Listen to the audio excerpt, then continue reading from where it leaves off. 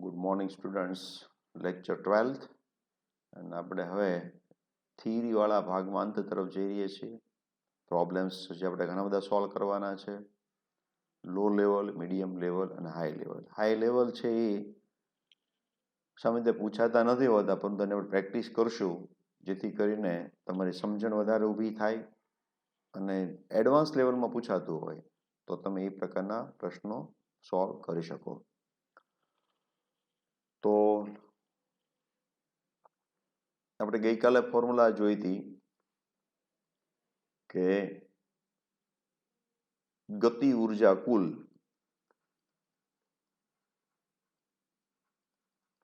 એ બે પ્રકારની ગતિ ઉર્જાનો સરવાળો, ટ્રાન્સલેશન અને વત્તા રોટેશનલ. તો આના બધા આપણે ફોર્મ્યુલા આવ્યા હતા. હાફ mvcm² 1 + k²/r², જ્યાં k છે એ ચક્રાવર્તનની ત્રિજ્યા, r છે એ જે તે તંત્રની ત્રિજ્યા. હવે આપણે આજે ચર્ચા કરવી છે ઢોળા ઉપરથી ગબડતા પદાર્થ માટેની. તો એક ઢાળ છે અને ઉપરથી એક પદાર્થ પડે છે. તો પદાર્થ ગબડશે કે હરશે એ કોણ નક્કી કરે? તો એનું હું થોડું તમને ડેમોન્સ્ટ્રેશન આપું એટલે તમને આઈડિયા વધારે આવશે. તમે માની લો આ ઢાળ છે, આની પર એક વસ્તુ પડી છે. વસ્તુ ગમે હોઈ શકે. અત્યારે હું પેન યુઝ કરું છું તો અહીંયા જો સમક્ષિતિજ હશે તો હલશે નહીં. જે હું ઢાળ આપી એટલે ગબડે છે. જોયું તમે? થોડોક થીટા આપ્યો, ફરી વાર તમે જોશો તો ગબડે છે. મેં થોડો થીટા વધાર્યો, હજી થીટા વધારું, ગબડે છે. હજી થીટા વધારું, ગબડે છે. હજી થીટા વધારું તો તમે ગબડે ને હારે બે ભેગું થઈ ગયું. હવે જોયું? ગબડતો નથી, ગોળ ગોળ નથી ફરતો. તો એ કોણ નક્કી કરે છે? તો કે થીટા. થીટા વધી જાય એટલે સરકતો પદાર્થ થઈ જાય, અને જો થીટા ઓછો હોય તો ગબડતો થઈ જાય. હવે સપાટી હું બદલી નાખું, ઘર્ષણ વધારી દઉં, તો ધારો કે પહેલા કિસ્સામાં 60 ડિગ્રી સુધી ગબડતો હોય, તો જો ઘર્ષણ વધારીશ તો 60 કરતાં વધારે હશે ખૂણો તો પણ એ ગબડશે. અને જો ઘર્ષણ ઓછું કરી નાખીશ તો 60 પહેલા ગબડતો પદાર્થ સરકવા માંડશે. ખબર પડી? એટલે ગબડે કે સરકે કોના પર આધાર રાખે? તો કે ખૂણા ઉપર અને સપાટી પર. સપાટી પર એટલે શું? ઘર્ષણાંક ઉપર. જો ઘર્ષણાંક વધારે હોય તો ખૂણો મોટો ચાલે ગબડવા માટે, અને જો ઘર્ષણાંક ઓછો હોય તો ખૂણો નાનો રાખવો પડે. બરાબર? તો ઉપરથી એક પદાર્થ નીચે આવે છે અને અહીંયા આવી જાય છે, ત્યારે એનો વેગ ધારો કે આટલો છે, vcm. હવે વેગ ક્યાંથી આવ્યો? તો ઉપરથી પદાર્થ ગબડ્યો એટલા માટે. તો ઉપર કઈ ઉર્જા હતી? તો કે સ્થિતિ ઉર્જા. તો કે સ્થિતિ ઉર્જામાં ઘટાડો. ઘટાડો કેટલો થશે? તો ધારો કે આ ઊંચાઈ h હું લઈ લઉં, બરાબર? આ ખૂણાને હું થીટા કહીશ અને અહીંયાથી એમ સુધીને હું ડી કહું છું. તો આપણે એમ લખી શકીએ mgh, અને તેથી આપણે લખી શકીએ mgh બરાબર ગતિ ઉર્જામાં થતો વધારો, એટલે કે mvcm² 1 + k²/r². હવે અહીંયા ઘર્ષણ બળ લાગે તેમ છતાં આપણે કાર્ય ઉર્જા પ્રમેય એટલે યુઝ કર્યું છે કે ઘર્ષણ લાગે છે પરંતુ સાપેક્ષ ગતિ નથી થતી, એટલા માટે ઉર્જાનો વ્યય થતો નથી. સાપેક્ષ ગતિ નથી થતી, ગબડે છે. જેવો હરવાનો શરૂ થાય, બરાબર, તો ઘર્ષણ બળને કારણે એક પ્રકારની ઉર્જાનો વ્યય થાય, તો એમાં કંઈક જુદું આવે. પણ અત્યારે આપણે ઉર્જાનો વ્યય નથી થતો એવું આપણે લઈ લીધું છે. તો આપણી પાસે આવશે vcm બરાબર 2gh/1 + k²/r² અને આખાનું વર્ગમૂળ. આટલું vcm આવશે. હવે એ પદાર્થ ગમે હોઈ શકે, ગોળો હોઈ શકે, સિલિન્ડર હોઈ શકે, ગમે તે હોય, પરંતુ vcm એટલું આવશે. ધારો કે એક મારી પાસે રિંગ છે અને બીજો છે ઘન ગોળો. તો બેમાંથી કોનું વેગ વધારે હશે એ મારે ધારો કે ગણવું છે. દળ બેના સમાન છે, દળ સમાન, ત્રિજ્યા સમાન, અને હવે આપણે ગણતરી કરીએ.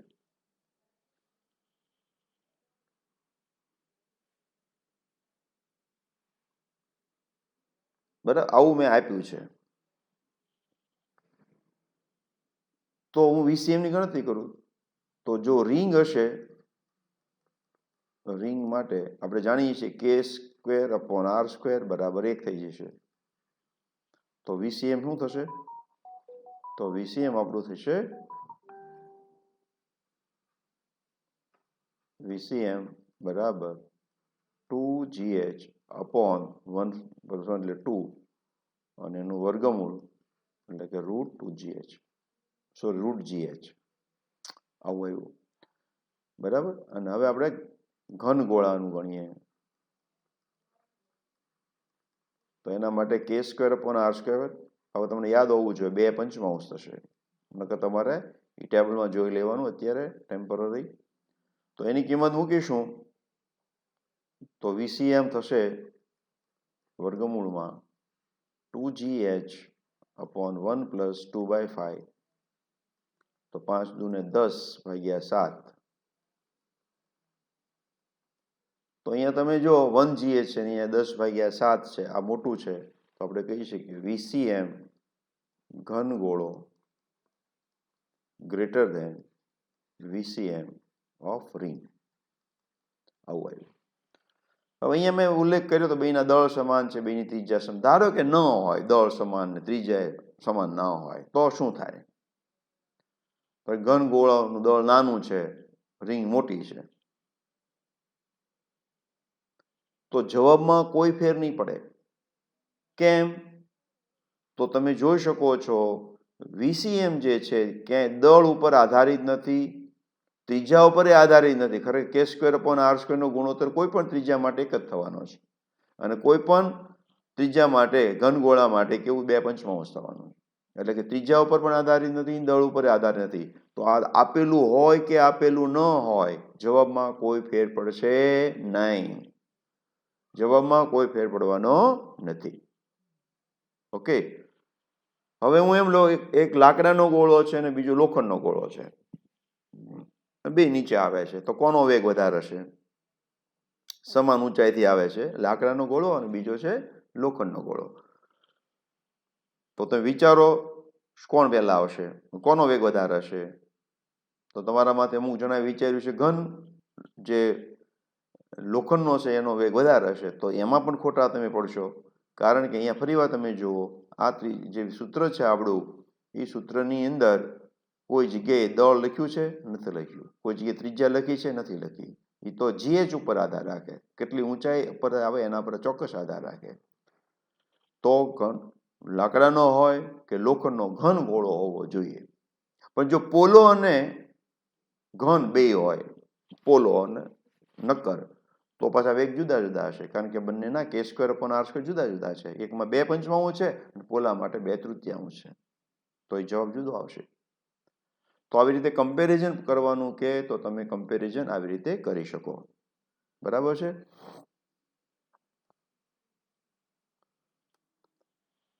જે રીતે વેગ આપણે ગણ્યો એવી રીતે આપણે પ્રવેગની વાત કરીએ. તો ઉપરથી નીચે પદાર્થ પડે છે, જે મેં તમને કીધું એ મુજબ ખૂણો θ છે, ઊંચાઈ h છે, બરાબર. આ છે d અંતર છે અને આ છે θ. તો જો ઘર્ષણ રહિત સપાટી હોય તો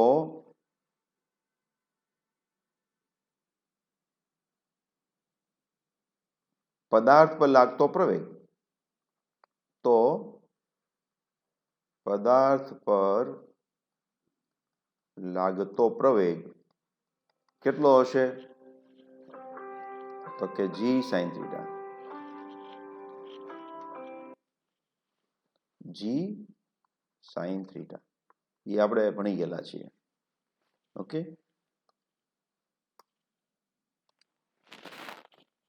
બરાબર જી સાઇન થીટા, જે આપણે જાણીએ છીએ. હવે અત્યારે કેટલું પ્રવેગ હશે, તો એ પ્રવેગ શોધવા માટે મારે ગતિના સમીકરણ વાપરવા પડશે. તો અહીંયા આગળ પ્રારંભ વેગ હોય જે 0, અને અહીંયા આગળ વેગ v છે અહીંયા જ્યારે પહોંચે ત્યારે. તો ગતિના સમીકરણ પરથી કયો સમીકરણ? v² - v0² બરાબર 2ad. તેથી v² એટલે આપણે આગળની જે ફોર્મ્યુલા હતી એ 2gh અપોન 1 + k² r².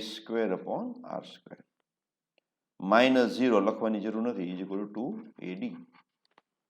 અને તેથી એ આવશે આપણી પાસે 2 2 કેન્સલ આઉટ થઈ જશે, g આવશે અને h/d થઈ જશે. d સામે હું લઈ જઈશ એટલે h/d. હવે તમે જો h/d અહીંયાથી શું થાય છે? તો સામેની બાજુ થીટાની ભાગ્યા કર્ણ, તો આને આપણે સાઇન થીટા લખી શકાય.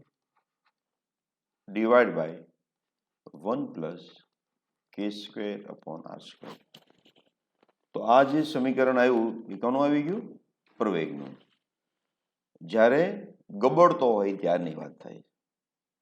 પ્યોર કહીએ ને, ગબડવો જોઈએ, સ્લીપ થવો જોઈએ નહીં. તો એક વીનું સૂત્ર જે ફરીવાર હું લખી નાખું છું, v = √2gh upon 1 + k² r². હવે જે રીતે જુદા જુદા તંત્ર માટે, એટલે કે રિંગ માટે, ગોળા માટે, નળાકાર માટે v શોધી શકાય, એવી જ રીતે એ પણ શોધી શકાય, પછી સરખામણી કરી શકાય. તો એક પ્રશ્ન બનાવું તમારી પાસે માટે કે ઘન ગોળા અને પોલા ગોળા માંથી કોનો પ્રવેગ વધારે હશે? આ પ્રશ્ન આપણે એક આપીએ, અથવા ક્રમમાં ગોઠવવાનું કે ઘન ગોળો, પોલો ગોળો, રિંગ, બરાબર, આવી રીતે ક્રમમાં ગોઠવવાનું કે less than greater than symbol સાથે. તો તમે આનો ઉપયોગ કરવાનો અને k² r² ની ફોર્મ્યુલા જે આપણી છે કે હા mk² = ગોળા માટે કે પછી નળાકાર માટે લખવાનું, પછી k² r² ની કિંમત અહીંયા મૂકી દેવાની, તો તમને એ મળશે. તો આવી રીતે તમે કમ્પેરિઝન કરી શકો. ખૂબ જ અગત્યનો આ છે, પ્રશ્નમાંથી પૂછાતા હોય છે, એટલે ધ્યાનથી સમજજો. ફરી વખત વેગ પણ પૂછાતો હોય છે, પ્રવેગ પણ પૂછાતો હોય છે, અને કોણ વહેલું આવે એવું પણ પૂછાતું હોય છે. ઉપરથી આપણે ગબડાવવાનું શરૂ કરીએ, અહીંયાથી ઘન ગોળો ગબડાવવાનો શરૂ કર્યો, પોલો ગોળો ગબડાવવાનો શરૂ કર્યો, તો જ્યારે અહીંયા આવે ત્યારે કોણ વહેલું આવે એવા પ્રશ્નો પણ પૂછાતા હોય છે. તો સમય માટેની પણ ફોર્મ્યુલા આપણે લઈ આવીએ છીએ, ભલે ટેક્સમાં નથી બધું ડિસ્કસ કર્યું, પરંતુ અગત્યનું છે એટલે આપણે હવે વાત કરીશું. સમય, ગબડતા લીધેલો સમય, કેટલો સમય થશે, બરાબર. હવે અલગ અલગ રીતે કરી શકાય એમ તો, પણ હું સૂત્ર વાપરું છું v = v0 + at. આપણું સૂત્ર છે. તો t બરાબર શું થશે? v/a. અહીંયા આવતા જે પ્રવેગ મળે છે કે અને એટલો પ્રવેગ લાગુ પડતો હોય, પ્રારંભ વેગ 0 છે, તો v નું સૂત્ર આપણું શું છે? તો કે √2gh અપોન 1 + k² r². અને પ્રવેગનું સૂત્ર શું છે? તો કે g sin θ upon 1 + k² r². તો આનું આપણે સાદું રૂપ આપી દઈએ તો √2 2g sin theta upon g square sin square theta, કારણ કે આપણે વર્ગમૂળમાં લઈ ગયા છીએ, બરાબર. 1 પ્લસ કે સ્ક્વેર અપોન આર સ્ક્વેર એનો વર્ગ અપોન 1 પ્લસ કે સ્ક્વેર અપોન આર સ્ક્વેર.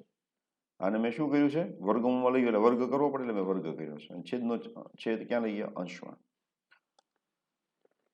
તો સાઇન થીટા ઉડી છે, જી સાઇન થીટા ઉડી જશે, તો આવશે એક આ બી ઉડી જશે, તો આપણી પાસે આવશે 2 upon 2 1 plus K square upon R square, पहला तो K square upon R square divide by G sine theta.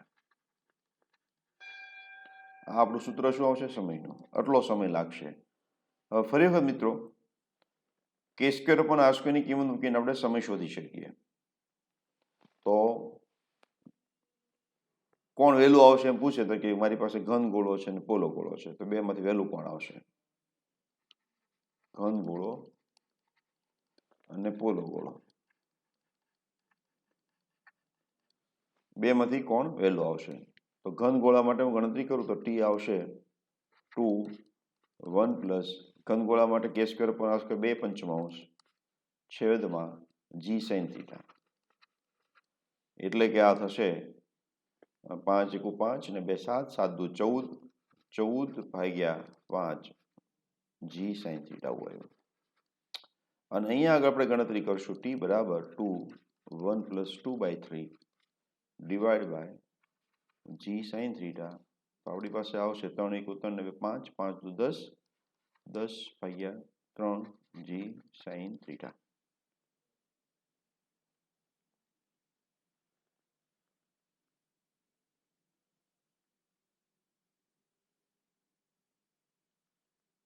બરાબર.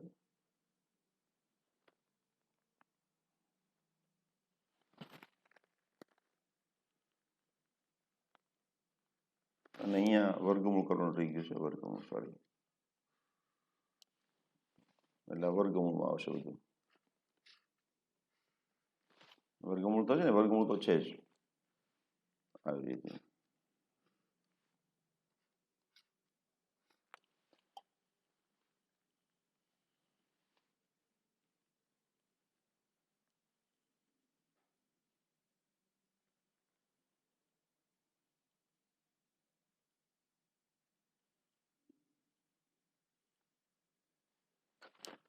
તો તમે જોઈ શકો છો કયું મોટું છે?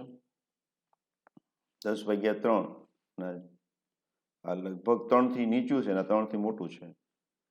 આ 3 થી મોટું થશે અને આ 3 થી નાનું થશે, એટલે આમ લેસ ધેન આવશે. તો ઘન ગોળો જલ્દી પહોંચે, પોલા ગોળાને વાર લાગશે. ઘન ગોળો જલ્દી આવશે, પોલો ગોળાને વાર લાગશે. તો આવી રીતે સમયની પણ આપણે સરખામણી કરી શકીએ. અને સાઇન થીટાને તમે h/d માં પણ ફેરવી શકો. સાઇન થીટા શું છે? h/d. તો તમે ઊંચાઈ ઉપરથી પણ એ બનાવી શકો. ઓકે, તો આ રીતે આપણે અલગ અલગ પ્રશ્નો સોલ્વ કરી શકીએ. હવે હું તમને સાદો પ્રશ્ન પૂછું. અહીંયા મેં ઘન ગોળો મૂક્યો. આ ગણતરી કર્યા પહેલા મેં પૂછ્યું હોત ઘન ગોળો અને બીજો પોલો ગોળો, અને હું આમ કરું તો કોણ વહેલા આવે? એક. બીજું, ઘન ગોળો છે, એક લોખંડનો છે અને લાકડાનો છે, તો કોણ વહેલા આવે? તો જો લાકડાનો કે લોખંડનો હોય કે ગમે તે હોય, તો ઘન ગોળા માટે કે સ્ક્વેર અપોન આર સ્ક્વેર કોઈ પણ હોય, કોઈ પણ સાઈઝનો હોય, કોઈ પણ દળનો હોય, તો એ બદલાતું નથી. એટલે જ્યારે અહીંયા પહોંચશે તો લીધેલો સમય સરખો જ હશે. નાનો ગોળો હોય કે મોટો ગોળો હોય, લાકડાનો હોય કે લોખંડનો હોય, સરખો જ આવશે. કારણ કે કે સ્ક્વેર અપોન આર સ્ક્વેર એ દળ પર કે ત્રિજ્યા પર આધારિત નથી, એનાથી સ્વતંત્ર છે. એટલે અહીંયા પહોંચે ત્યારે વેગ બી સમાન હશે, અહીંયા પહોંચે ત્યારે પ્રવેગ બી સમાન હશે, અને અહીંયા પહોંચે ત્યારે લીધેલો સમય પણ સમાન હશે. પણ જો કે સ્ક્વેર અપોન આર સ્ક્વેર બદલાઈ જાય તો ને તો સમયમાં ફેરફાર થાય, પ્રવેગમાં પણ ફેરફાર થાય અને વેગમાં પણ ફેરફાર થાય. તો આ એક બહુ અગત્યની વાત મેં તમને કરી છે, એને ધ્યાનથી તમે સમજી લેજો અને પછી યાદ રાખજો કે કે સ્ક્વેર અપોન આર સ્ક્વેર બદલાય તો અને તો જ વેગ, સમય અને પ્રવેગ બદલાય, અધરવાઇઝ એ બદલાય નહીં. ઓકે, હવે આગળ પાછું જોવું છે મારે થોડું. ક્યારે ગબડે અને ક્યારે સરકે એની બી વાત કરવાની છે. ક્યારે ગબડે અને ક્યારે સરકે એની આપણે વાત કરવાની છે. તો પ્રવેગ કેટલો હોવો જોઈતો હતો? તો કે જી સાઇન થીટા, એ મેં પહેલા વાત કરી ને. અને કેટલો થઈ ગયો? તો કે જી સાઇન થીટા અપોન 1 પ્લસ કે સ્ક્વેર અપોન આર સ્ક્વેર. આ થવાનું કારણ શું? તો ગબડવું. ગબડ્યો શા માટે? તો ઘર્ષણ બળને કારણે. એનો અર્થ એવો થાય, જે કાંઈ પ્રવેગમાં ઘટાડો થયો આમાં આટલો હતો ને એટલો થઈ ગયો, એ કોને કારણે થઈ ગયો? તો કે ઘર્ષણ બળને કારણે. તો આનો માઇનસ કરું તો મને પ્રવેગનો ઘટાડો બતાવશે. પ્રવેગનો ઘટાડો. આ પ્રવેગનો ઘટાડો કોને કારણે છે? તો કે ઘર્ષણ બળને કારણે.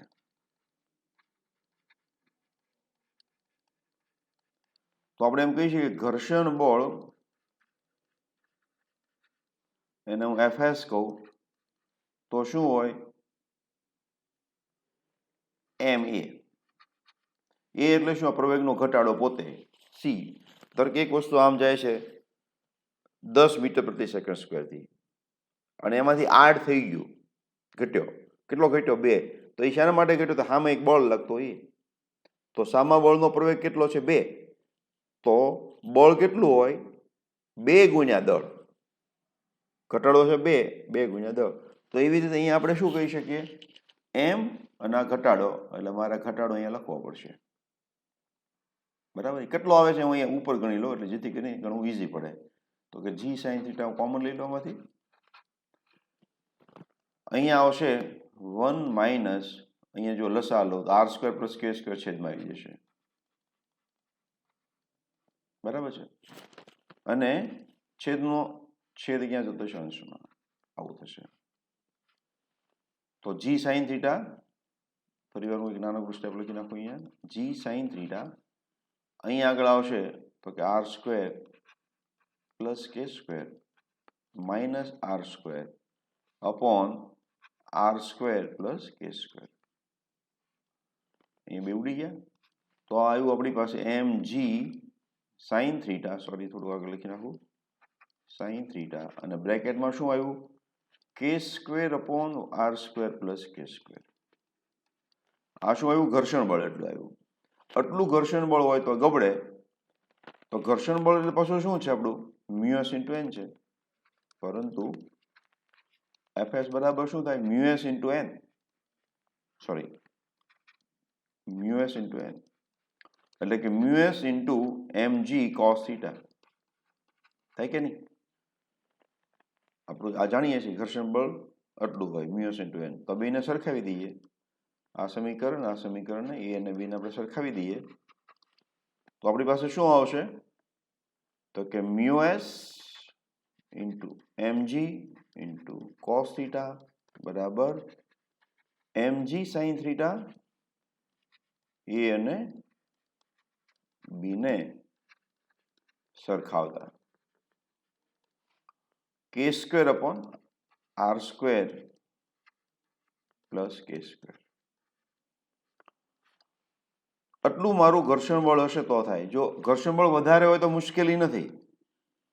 ઘર્ષણ બળ ક્યારે વધારે હોય? તો ઘર્ષણાંક વધે. એન તો બદલાતો નથી, ઘર્ષણાંક વધારે હોય તો આપણે એમ કહી શકીએ મ્યુ એસ mg કેન્સલ, સામે છે ટેન થીટા, તો must be greater than or equal to શું હોવું જોઈએ? Tan theta k square upon R square plus કે સ્ક્વેર. આવું હોવું જોઈએ. હું કે સ્ક્વેર ઉપર નીચે ભાગી નાખું તો એક બીજું મારું ફોર્મ આવશે. તો mu s must be greater than or equal to tan theta upon 1 plus r square upon k square. આ કન્ડિશન જો સેટિસ્ફાય થતી હોય તો ગબડે, નહીં તો સરકે. ગબડવાની શરત કહેવાય આને. શું કહેવાય? ગબડવાની શરત. ફરીવાર ગોળા માટે, નળાકાર માટે, પોલા ગોળા માટે, રિંગ માટે તમે શરત મેળવી શકો. તો આ પણ પ્રશ્ન પૂછાતો હોય તો હું માત્ર રિંગ માટેની શરત કહું. રિંગ માટેની શરત ગબડવાની. તો આર સ્ક્વેર પણ કે સ્ક્વેર 1 છે ને, તો mu s must be greater than tan theta upon 2. આ શરતનું પાલન થાય તો રિંગ ગબડે, નહીં તો હરી જાય. હું ડિસ્ક માટે કહું તો mu s must be greater than equal to tan theta upon 1 plus half થશે. અહીંયા 1 પ્લસ હાફ, સોરી 2 થશે. આર સ્ક્વેર પણ કે સ્ક્વેર કેટલું છે? 2 આવશે. કે સ્ક્વેર પણ આર સ્ક્વેર 1/2 આવે, એટલે આ આવશે 3. તો અહીંયા તમે જો બાય 2 છે ને બાય 3 છે, કોણ મોટું છે? તો આ મોટું છે. તો તમે જુઓ, જો બહુ અગત્યની વાત છે, કદાચ ઘણી વખત કમ્પેર કઈ ગબડશે કઈ સરક છે, અથવા રિંગ ગબડે છે તો બીજું શું સરકતું, એ ટાઈપના પ્રશ્નો પૂછાય. તો હું અહીંયા આ 0.5 આવ્યું ને, અને આ આવ્યું 0.33. આ 0.5 છે ને 0.33. તો જો ડિસ્ક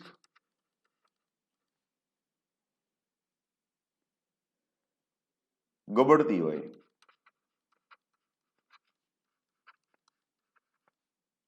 તો રિંગ ન પણ ગબડે. કેમ? તો કે ધારો કે મ્યુ, આ જે વેલ્યુ આવે છે એ આવે છે 0.4. કેટલી આવે છે? 0.4. તો જો 0.4 હોય, 0.4, તો ડિસ્ક માટે શરતનું પાલન થતું હોય પણ રિંગ માટે શરતનું પાલન ન થાય. એટલે ડિસ્ક ગબડવા મળે પણ રિંગ ન થાય. પણ હું રિંગ ગબડે, આપણે એમ લખી શકીએ બીજી લાઈન, જો રિંગ ગબડે તો ડિસ્ક ગબડે જ. કેમ? તો એ કિંમત 0.6 ધારો કે છે.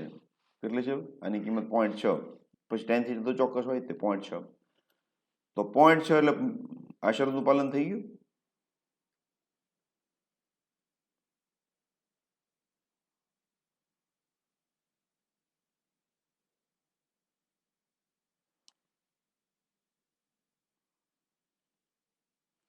તો જો રિંગનું પાલન થતું હોય તો ડિસ્ક માટે તો પાલન થવાનું જ છે.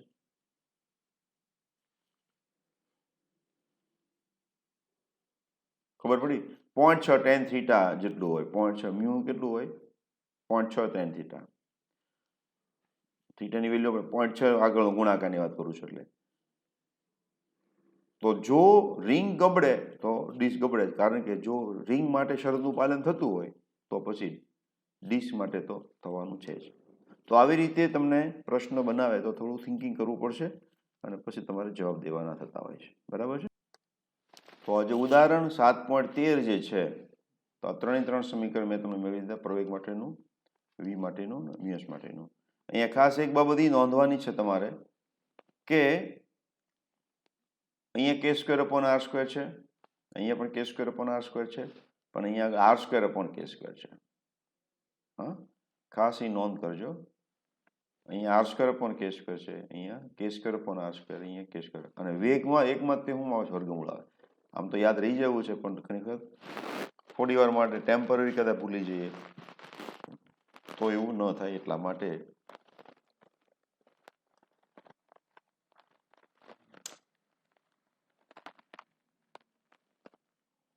આપણે ગણી નાખેલો છે દાખલો.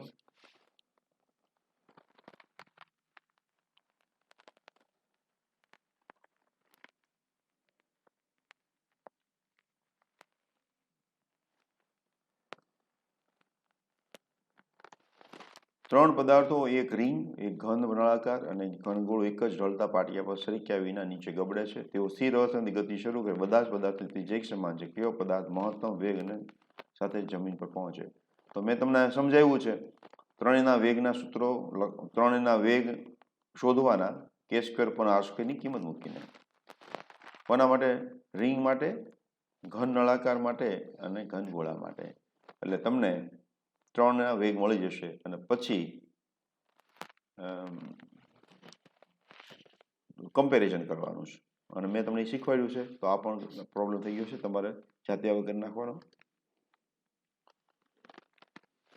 એક સમાન દળ ઘનતા ધરાવતા ગોળા, નળાકાર રિંગ અને સમઘન આ દરેક પદાર્થના દ્રવ્યમાન કેન્દ્રનું સ્થાન જણાવો. શું પદાર્થનું દ્રવ્યમાન કેન્દ્ર પદાર્થના અંદરના ભાગમાં જ હોય તે જરૂરી છે? તો ગોળાનું એના કેન્દ્ર પાસે, નળાકારનું પણ, રિંગનું, સમઘનનું. બહુ સીધી છે. હવે આ જે પ્રશ્ન શું પદાર્થનું દ્રવ્યમાન કેન્દ્ર પદાર્થની અંદરના ભાગમાં જ હોય તે જરૂરી છે, તો નહીં તે જરૂરી. કારણ કે જો હું રિંગ લઈશ તો આ મારી રિંગ છે અને એનું દ્રવ્યમાન કેન્દ્ર તો ક્યાં આગળ હોય છે? એના કેન્દ્ર પાસે. અહીં આગળ હશે, સોરી, અહીં આગળ. એટલે દળની અંદર હોવું જરૂરી નથી. ગોળો હોય તો એ જેનું ભૌમિતિક કેન્દ્ર છે એ જેનું દ્રવ્યમાન કેન્દ્રમાં છે, કારણ કે સમાન દળ ઘનતા છે. જો સમાન દળ ઘનતા ન હોય તો ભૌમિતિક કેન્દ્રમાં ન પણ હોય. સમજો અત્યારે હશે, કારણ કે જે ઘનતા છે કેવી છે? દરેક જગ્યાએ સમાન છે. આ દાખલો થઈ ગયો તો, આ બી થઈ ગયો તો, આ બી થઈ ગયો. યસ. એક્સ, વાય, ઝેડ ઘટકો સાથે જેનો સ્થાન સદિશ r અને px, py, pz એ પીના કણના કોણીય વેગમાન i x, y, z અક્ષ પરના ઘટકો હોય. વેગમાન l છે, સોરી, l x ન હોય, i નહીં, l. જો કણ ફક્ત xy સમતલમાં જ ગતિ કરે તો વેગમાનને માત્ર z ઘટક હોય છે. તો આપણે જાણીએ છીએ l બરાબર શું થશે? તો કે માનાંક નિશ્ચાયક i, j અને k. r ના ઘટકો x, y અને z, px, py, pz. હવે આને આપણે i હું લખું અહીંયા આગળ, તો આ બેનો ગુણાકાર એ તમે જાણો છો, તો કે y pz minus z py minus કે એકમ સદિશ છે એટલે તમારે ઉપર કેપ બનાવવાની, x pz minus z px plus કે ક્યાંથી જો j અને k તો થશે x py minus y px.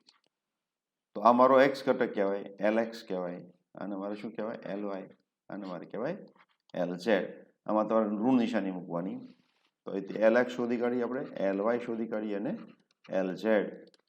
તો લખી નાખીએ આપણે y pz minus z py માઇનસમાં x pz minus z px અને અહીંયા આગળ x py minus y px. આ બધી કિંમતો જે અહીંયા હતી એ બધી મેં લખી નાખી છે, બીજું કાંઈ નથી કર્યું.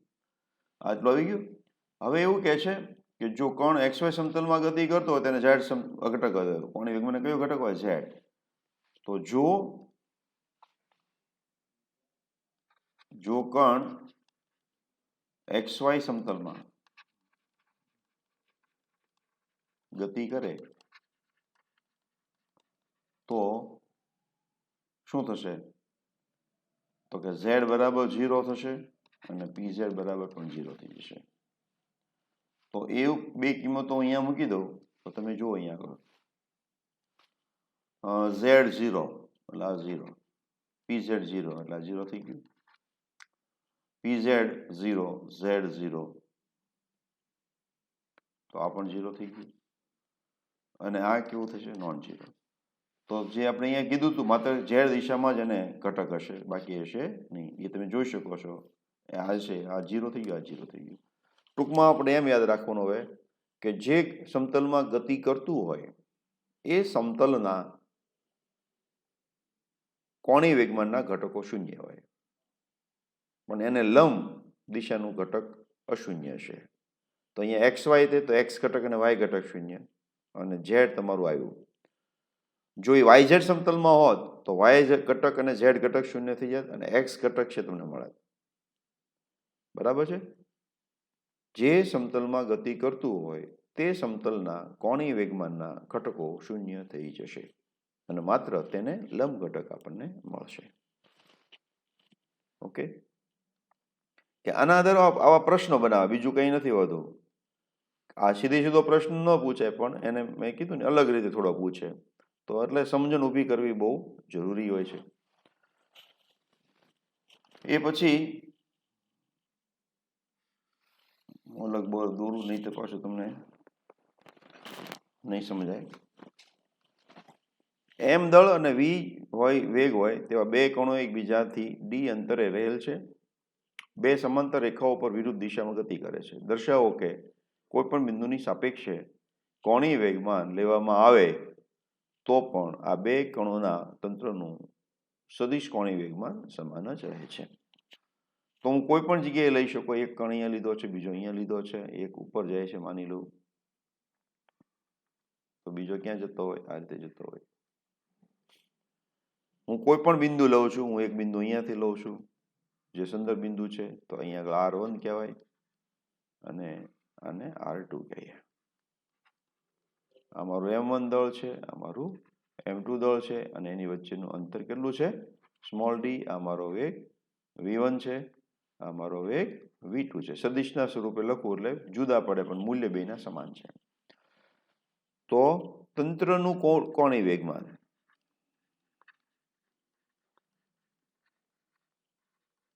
કણોનું તંત્ર છે તો મારે શું કરવું પડે? L બરાબર L1 વત્તા L2 કરવું પડશે. L1 એટલે કે R1 ક્રોસ P1 વત્તા R2 ક્રોસ P2. હવે R1 અને R2 અહીંયા આપેલા છે પણ P1 P2 તમે જુઓ વિરુદ્ધ દિશામાં છે, તો હું એવું લખી શકું R1 cross P1 minus R2 cross P1. કારણ P2 અને P1 ની દિશા કેવી છે? વિરુદ્ધ થશે. P1 ઉપર તરફ છે અને P2 ક્યાં છે? નીચે. વિરુદ્ધ દિશામાં છે. ઉપર નીચે નહીં પણ વિરુદ્ધ દિશામાં છે. તો હું લખી શકું R1 minus R2 cross P1. આવું થશે? આવું થશે?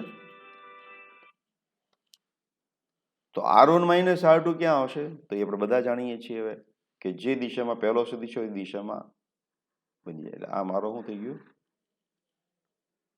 આ દિશામાં R1 માઇનસ R2 આવશે. ઓકે, ક્રોસ P1 તો આ મારો સદિશ થઈ ગયો. હવે આને હું આમ લખી શકું, આ ખૂણો ને શું કહેવાય? થીટા કહેવાય. બે સદિશો વચ્ચેનો ખૂણો કયો સદિશ? R1 minus R2. R1 minus R2 અને P1 વચ્ચેનો ખૂણો બરાબર થીટા. તો આ થીટા હોય તો આને પણ થીટા કહેવાય. સોરી,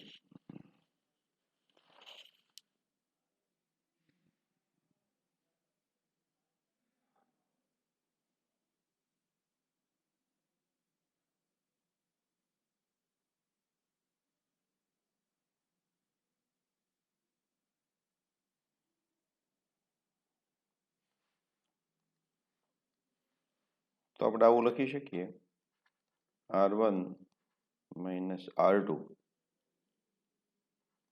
બરાબર એનું મૂલ્ય ઇન્ટુ P1 સાઈન થીટા. હવે અહીંયા આગળ મારે આકૃતિ એવી દોરાય કે થીટા 90 જ આવી ગયું છે એટલે આ સાઈન થીટા કેવું થશે? 1 થશે અને R1 માઇનસ R2 પોતે જ ડી છે તો આપણે આનો જવાબ એવો આવ્યો PD. શું આવ્યો? PD મૂલ્ય, L નું મૂલ્ય. તો તમે જુઓ R1 ને R2 કોઈ જગ્યાએ પિક્ચર માત્ર ડી આવે છે. ડી એટલે કે લંબ અંતર.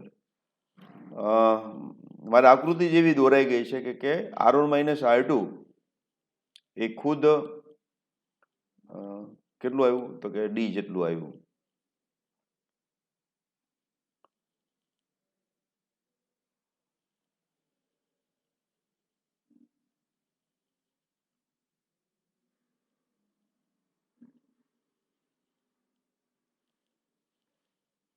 હવે હું ધારો કે હું બિંદુ બીજી જગ્યાએ લો, અહીંયા આગળ લો, દાખલા તરીકે અહીંયા લઉં છું, તો બી આ મારું શું થશે? R1 થશે. આ મારું શું થશે? R2 થશે. અને જેમ ગણતરી કરી છેલ્લે તો શું આવી જાય? R1 માઇનસ R2, એટલે આ બે વચ્ચેનું અંતર જ આવે છે. ઉગમ બિંદુ ગમે ત્યાં હોય એના પર આધારિત નથી, પરંતુ બંનેને જોડતા સદિશ જ આવી જાય છે. બરાબર છે? તો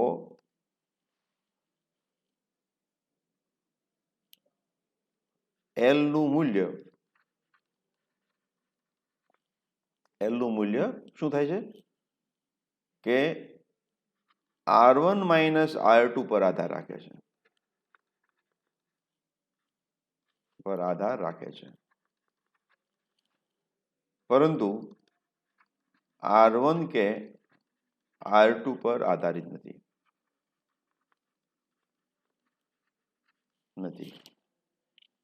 સમજમાં આવ્યું? એટલે કે ઉગમ બિંદુ કે સંદર્ભ બિંદુ કોઈ પણ લેવા છતાં L નું